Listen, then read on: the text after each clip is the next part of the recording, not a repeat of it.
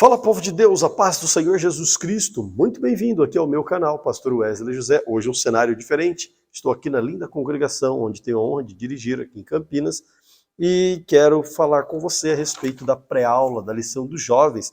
Falaremos a respeito da lição de número 6, que será ministrada no próximo domingo, olhando para a direção errada. Vamos tratar aqui a respeito do pecado da vigilância, falta da vigilância, né? Bem como o pecado de Davi, estaremos tratando no decorrer desta breve reflexão para somar com você na sua aula. Salmo 101, verso 13. Enquanto você abre aí e se organiza para que juntos possamos refletir um pouquinho nessa lição, se você ainda não é inscrito nesse canal, aproveite a oportunidade, se inscreva, deixa o like, compartilha. Por que não deixar um comentário? Soma conosco aí os seus conhecimentos. Eu tenho certeza que Deus, assim, continuará te abençoando, vai abençoar esse canal e mais pessoas serão alcançadas pela palavra de Deus. Olha que bênção. Temos diariamente a leitura da Bíblia no canal, temos outros conteúdos aí importantes para muitas vidas. Salmo 101, verso 3. Salmo 101, verso 3 é o texto principal, que diz assim: Não porei coisa má diante dos meus olhos, aborreço as ações daqueles que se desviam, nada se me apegará. Na versão NAA diz desse jeito: Não porei coisa injusta diante dos meus olhos, detesto a conduta dos que se desviam, nada disso se pegará a mim. O salmista está feliz, fazendo um compromisso consigo mesmo. No caminho em que a arca volta para Jerusalém, ele começa então a louvar, a cantar ao Senhor, feliz que está, e faz este lindo compromisso. Mas este mesmo salmista que faz este lindo compromisso tem aqui alguns problemas, algumas situações das quais nós estaremos conversando nesse instante. Olha a profundidade do resumo da lição. É preciso, por questão de vigilância, por questão de vigilância e temor a Deus, estarmos atentos à direção e à forma como olhamos as pessoas ao nosso redor. Por questão de vigilância, eu e você precisamos estar atentos. O tempo todo, os nossos olhos precisam estar abertos. Nós precisamos ter o Espírito Santo na nossa vida para nos fazer discernir qualquer proposição negativa que venha nos afastar de Deus. Em dado momento, pode ser que você tropece, falhe e erre, mas o Espírito Santo, ele precisa estar na sua vida de tal modo que não te deixe pecar. Quando a palavra de Deus, o Espírito Santo, está fervendo na sua vida, no seu coração, então você consegue afastar-se de todo o mal. Vamos lá.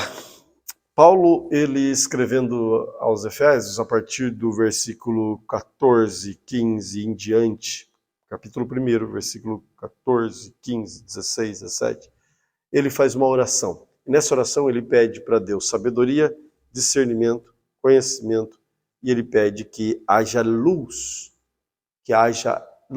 no entendimento, nos olhos do coração deste povo, daqueles dos quais para quem ele está escrevendo. Nós precisamos ter essa sabedoria, este discernimento, este conhecimento. Nós precisamos ter este Espírito de Deus que nos faz discernir e estar sempre vigilantes. A Bíblia diz: vigiai e orai. Sempre, primeiro, a vigilância junto, somada à oração, mais a oração. Não adianta nada orar e não vigiar. Precisa sim orar, mas é fundamental que haja a vigilância, que tenha a vigilância na sua vida. Junto com o temor a Deus. Gosto muito da lição que nós estudamos recente, você pode procurar aí, lição sobre José, nós falamos a respeito dele. José, quando era tentado pela esposa de Potifar, ele não afirma para ela que tinha receio, medo de Potifar, não, ele diz: Potifar me colocou sobre todas as coisas, me colocou como maioral aqui nessa casa, só não maioral do que ele, maioral do que a senhora. No entanto, todas as coisas aqui estão debaixo de mim. Mas por que eu cometeria tamanho erro?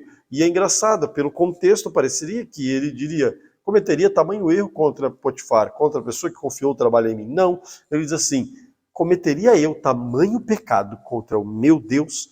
Então, José, teme a Deus. Nós devemos ter esse temor a Deus, porque o temor, o escritor aos Provérbios diz muito bem, aos Provérbios é boa, né? O escritor do livro de Provérbios, das poesias de Provérbios, ele diz o seguinte, que o temor do Senhor é o princípio da sabedoria. Sigamos então aqui, além da vigilância e temor de Deus, temos que estar atentos à direção e à forma como olhamos as pessoas ao nosso redor. Porque se nós não vigiarmos com relação a isso, nós podemos pecar, somente de olhar, exatamente. Jesus Cristo deixou muito claro que agora, Mateus capítulo 5, Jesus Cristo deixou muito claro que agora não basta, não é apenas o fato de uma ação consumada, mas o fato de um homem olhar para uma mulher e desejá-la em seu coração, este já cometeu adultério com ela. Então, tome cuidado, vigie como você olha, como você deseja as coisas, as pessoas.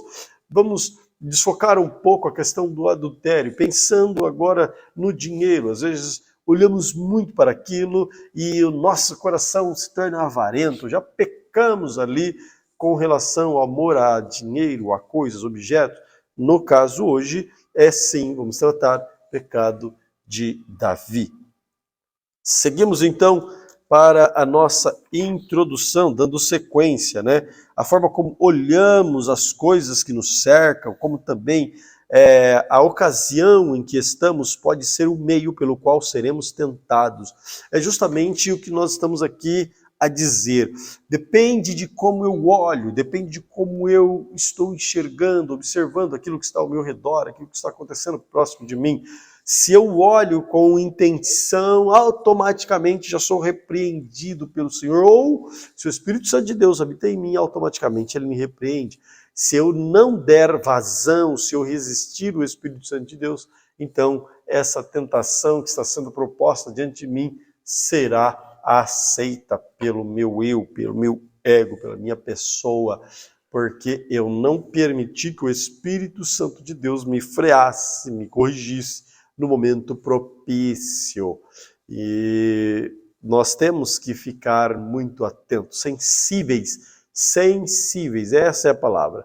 Temos que estar sensíveis à voz do Espírito Santo, às orientações que o Espírito Santo nos dá, porque olhamos e naquele momento em que olhamos, dependendo da forma que estamos, naquela olhada, aquela observação é a proposta da tentação do maligno contra a nossa vida, da carne, e então, se eu não ouvir o Espírito Santo de Deus, eu posso ter um problemão enorme. Davi é um homem de guerra, no tempo da guerra, e Davi estava ocioso, no tempo da guerra, Davi estava ocioso. Um homem segundo o coração de Deus, Atos capítulo 13, versículo 22, você conhece muito bem este texto da Bíblia Sagrada, que Davi é tido como um homem segundo o coração de Deus, um homem que ele não tinha pecado, mas era um homem que tinha um coração reto, ainda que ele errou, pecou, ele arrependeu-se profundamente, e o fato dele ter se arrependido, desviado-se do mal, porque é isso que a Bíblia diz, todo aquele que confessa e deixa, alcança misericórdias. Provérbios 28, versículo 13. A Bíblia diz, o que encobre a transgressão, as transgressões, nunca prosperará, mas aquele que confessa e deixa, alcança misericórdia. E Davi imediatamente se arrependeu, confessou o seu pecado e procurou caminhar com Cristo. Por isso que ele é tido como um homem de coração segundo, um homem segundo o coração de Deus, porque ele é reto, ainda que ele falhou, ele diz, Senhor, está aqui, meu coração está aberto diante de ti, direciona-me, conduz-me. E este Davi também era um homem de ação. Davi era um homem de guerra, um homem que estava sempre nas batalhas. O Davi é o homem que conquistou muito para Israel.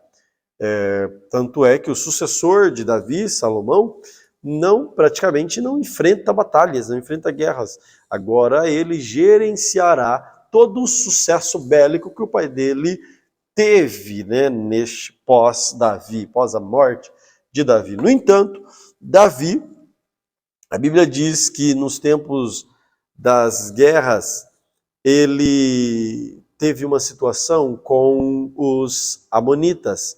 E naquela situação, Naás foi bondoso para com Davi. E quando Naás morre, você vai encontrar em 2 Samuel capítulo 10, Naás morre, Anum, filho de Naás, reina em seu lugar, e Davi manda homens para consolar, para levar uma mensagem para Anum, e em respeito àquele homem que tinha sido bondoso com Davi outrora. No entanto, Anum, ele dá ouvido aos seus conselheiros e julgam os mensageiros de Davi como sendo espiões e tratam eles com um desrespeito enorme. Homens que estavam vindo para consolá-lo, agora são tratados com desrespeito e, além de tudo, este Anum contrata homens vadios, contrata estes homens lá da Síria para atacar o povo de Israel. Aí, então, desencadeou-se uma guerra. E no tempo da guerra, os reis saem para a guerra. É natural, já estou aqui no terceiro tópico. No tempo das guerras, os reis saem e vão guerrear. E o rei era a pessoa que estava na frente do fronte, na frente do campo de batalha. Isso você consegue identificar na história bíblica, em todo momento em que a batalha se travava, o rei estava presente. No entanto, Davi, ele comete um erro enorme. Davi vai prevaricar da sua função. Crime de prevaricação, ele é crime para funcionário público, né? É o qual a pessoa tinha a obrigação de fazer algo e não faz. E vamos pensar num rei, ele tem a obrigação de estar na frente da batalha e não estava lá com os seus soldados na guerra. Agora, Davi, ele está em casa, ele está completamente ocioso, olhando para a direção errada. Segundo o subtópico, Davi está olhando para a direção errada, passeando pelo terraço, enquanto seus soldados estão trabalhando, enquanto seus soldados alguns estão morrendo, outros estão dando sangue, a vida pelo reino, por ele está ali tranquilos. Alguns vão dizer que ele já tinha conquistado muito e estava naquele momento já desfrutando, mas estamos a pensar e estamos a entender, mesmo com a maioria dos professores, que Davi simplesmente negligenciou a sua função, prevaricou-se de cumprir o seu papel de rei. Neste momento não era bem essa questão de ele já conquistou muito, já ganhou muito dinheiro e agora está em casa. E existe inclusive esse comentário numa das Bíblias aí que nós conhecemos. Deixa isso para uma outra ocasião. Mas Davi agora passeando pelo terraço da sua casa, ele cuidando da vida do outro. Olha só o problemão. Ele olha para a casa do vizinho. Tem um amigo meu que tem um livro chamado o seguinte: A grama do vizinho não é mais verde que a sua. Davi tinha esposa, Davi tinha mulher, no entanto, ele olhou para a mulher de Urias. Ele, a princípio, não tinha certeza ou não sabia de quem era a mulher, mas ele manda saber, ele procura saber. E quando ele soube que era a mulher de outro, ainda assim ele mandou trazê-la. Quando falaram, olha, porventura não é esta Betseba, mulher de Urias, o Eteu, ainda assim ele manda trazê-la para ele. Então ele está no terraço, observa a Betseba, a Bíblia diz que ela era bonita, vistosa, e ao vê-la, muito formosa à vista, Davi então manda trazer a mulher. No momento que ele manda trazer a mulher, aí ele, como rei, com a autoridade que tinha, ele comete o adultério com Betseba. Existe aí bastante situação, mas Betseba poderia ter negado a ordem de um rei naquela ocasião para uma mulher. Não, não teria como negar. Ela poderia, se negasse, talvez perder a própria vida por conta de negar um chamado do próprio rei. Betseba, ela então é conduzida e também neste momento que ela vai até Davi, tem relação com Davi nesse instante, eles consumam o pecado e a Bíblia diz que ela se engravida. Ela vai mandar informar Davi que ela está pejada. Mas vamos com calma. Agora que Betseba foi possuída por alguém que não era o seu marido, Davi precisa dar um jeito. Davi manda trazer, olha só, Davi manda trazer Urias, embriaga Urias e manda Urias ir deitar com a sua mulher. Davi, ele tenta estratégias para encobrir o seu erro, tenta estratégias para encobrir ali a situação num dado momento. É claro que eu falei aqui no início que Davi se arrepende, sim, mas no primeiro momento aqui ele está pensando em estratégias para não se expor de tal modo. Por isso que a Bíblia deixa claro, Provérbios 28, 13, tem que estar muito fixado em nossos corações. Quem cobre não prospera, mas quem confessa e deixa alcança a misericórdia do Senhor. É o melhor caminho, sempre, sempre, sempre, em todas as ocasiões. Não apenas na questão do adultério, mas adultério, mentiras, fofocas, engodos, todos os tipos de pecado contra Deus. Nós temos que confessar e abandonar as práticas do pecado. Então agora Davi chama Urias, deixa ele bêbado, diz embriagado, né? Chama ele, vai para sua casa, e ele não quer, simplesmente dorme na porta do rei, do palácio do rei, e diz, meus irmãos estão morrendo na batalha, e eu iria dormir com a minha esposa? Jamais. Então Davi manda, escreve uma carta, entrega pela mão dele, diz, entrega para Joabe, essa carta está a sentença de morte de Urias. Manda colocar Urias na frente do fronte da batalha, no lugar onde a batalha está mais intensa, e pede para Joabe retirar os homens, os soldados da retaguarda de Urias, para que ele possa morrer, sucumbir naquele lugar. Pelo que acontece exatamente isso. Então Urias morre na batalha. Agora que Urias morre, Davi, passando os dias de luto, manda trazer a mulher para dentro da sua casa. Agora ele será marido de Betseba. De fato, eles passam a ser marido e mulher. Davi terá consequências seríssimas.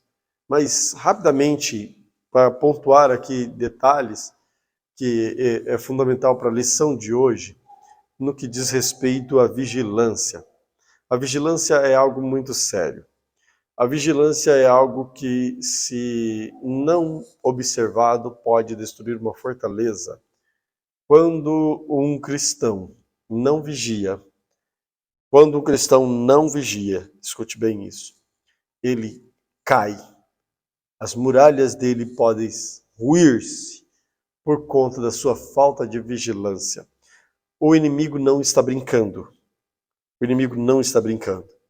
Uma vez que nós não estamos atentos, não apenas com a questão de vigiarmos, mas também no que diz respeito ao temor a Deus, o inimigo, a Bíblia diz que ele vem para matar, roubar e destruir. É que o nosso Deus é misericordioso, é que o nosso Deus é muito glorioso e ele tem uma misericórdia sine qua non. Sem igual, o nosso Deus tem uma misericórdia maravilhosa, maravilhosa, e ele nos alcança com esta poderosa graça e misericórdia. No entanto, é papel meu e é papel seu vigiarmos, estarmos atentos para não cairmos, para não olharmos a direção errada. É um perigo quando o meu alvo é Cristo e eu estou olhando para o mundo. É um perigo quando o meu alvo é Cristo e eu estou olhando para as coisas efêmeras, passageiras, quando eu tenho um objetivo, eu não posso desfocar a minha visão, eu tenho que estar trilhando na direção correta. Todo momento que eu piscar o olho, olhar para o lado, eu posso pestanejar e cair. Deus não quer que você caia, Deus não quer que você tropece, Deus não quer que você erre. Mas é claro, eu preciso deixar uma mensagem de esperança para você. Se pecar, se errar, se tropeçar, lembre-se que Jesus Cristo ainda está disponível. A porta do perdão e da graça ainda está disponível para você. Arrependa-se do seu pecado, ainda dá tempo. Jesus Cristo é perdão para a sua vida. Amém? Vamos seguir aqui as consequências do pecado, da ação de Davi, uma vez que ele agora cometeu, não vigiou, uma vez que ele prevaricou, uma vez que ele olhou na direção errada, onde ele não deveria olhar, ele não poderia colocar, a Bíblia diz que do coração da onde vêm as paixões, os adultérios, as fornicações, todo tipo de promiscuidade possível. Ele não guardou o coração dele no Senhor, uma vez que ele permitiu que os olhos dele fossem direcionados pelos desejos da carne. Que eu e você possamos pedir para o Espírito Santo guiar os nossos olhos, a nossa direção. Senão nós temos que cumprir o que está escrito em Mateus capítulo 5. Se o teu olho te faz pecar, arranca-o. Se tua mão te faz pecar, arranque-o. Mas não vá com este membro. Não permita que este membro, que este olho, que este braço, que esta perna, te faça ir para o inferno. Não é no caso de se mutilar, mas metaforicamente, Jesus usa essa hipérbole para que eu e você possamos nos atentar para a tão grande salvação que está posta diante de nós por Cristo Jesus. Pela morte, sim, mas pela ressurreição que Ele deu-nos. Vamos seguir aqui, consequência, o que Davi fez.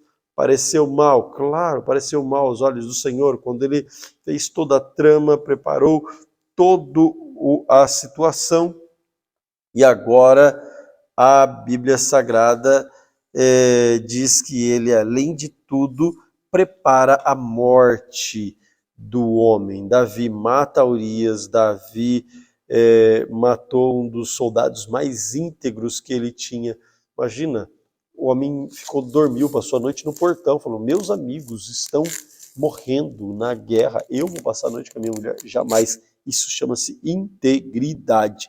E Davi simplesmente foi lá por conta da sua cobiça, porque ele permitiu com que o olho dele, a carne dele, almejasse mais do que lhe precisava, porque ele já tinha, simplesmente comete tamanho pecado. Agora, por conta disso, a Bíblia diz que a espada nunca mais ausentará da casa dele. Agora, por conta disso, Davi terá que enfrentar problemas enormes por conta da falta de vigilância. A criança morreria, e a criança vai morrer.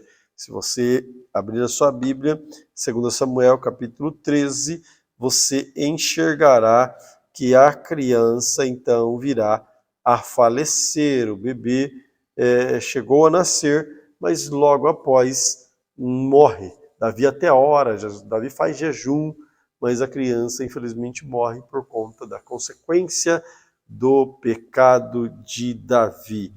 Então, todo pecado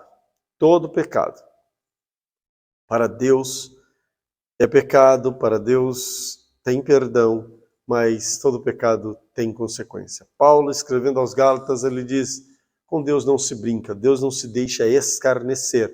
Tudo que o homem semear, isso também ceifará. Isso é muito sério e o homem precisa estar atento a isso. É a lei da semeadura. Você planta e colhe. Plantar é uma escolha, colher é inevitável.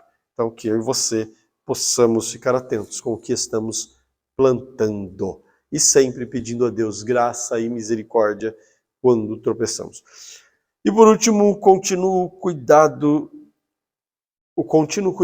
que precisamos ter. Este eu quero ler com você, porque é impressionante. Davi era um homem segundo o coração de Deus, Atos 13, 22, Tal verdade significa duas coisas: que ele era uma pessoa que fazia o possível para agradar a Deus, que amava o Senhor, que havia sido escolhido por ele uma grande obra, mesmo ele sendo segundo o coração de Deus. Davi era um homem.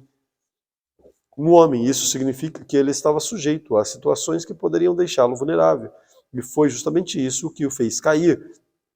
Ser homem ou mulher de Deus não tira de nós a nossa humanidade, a tendência a fraquejar. Por isso precisamos vigiar sempre, como nos alertou o Senhor Jesus. Vigiai e orai, para que não entreis em tentação, porque na verdade o espírito está pronto, mas a carne é fraca. Mateus 26, 41.